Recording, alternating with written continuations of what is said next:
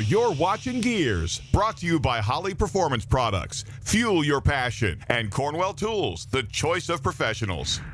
You know, one of the great things about the automotive industry is that we are people of action. We like to do stuff with our hands. We like to work on our cars. We like to build our own cars. We like to go to shows. We like to go to races. We like to go four-wheeling. We like to terrorize anybody that thinks a vehicle should stay stock.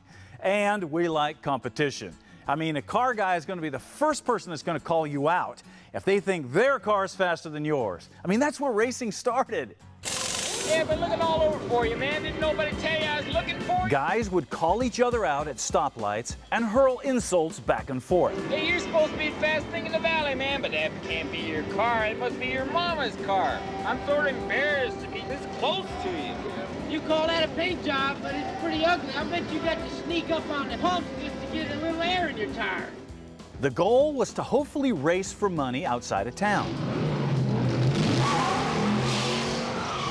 The winner not only kept the money, but also gained bragging rights and sometimes a few girlfriends along the way. Your car's so neat, we're going to give you our special prize.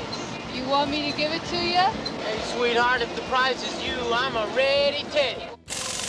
Of course, things have changed a bit since those early days of racing, but what hasn't changed is that competitive spirit, that urge to call somebody out to meet you in a head-to-head competition and see who's the fastest. And if you have a diesel truck, there is an event that will allow you to do just that. It's called the Ultimate Callout Challenge. Check it out.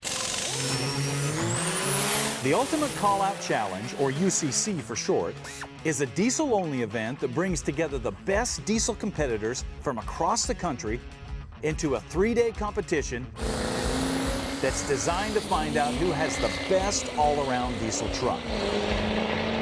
The competition revolves around 3 events that are designed to challenge the design and engineering of each vehicle.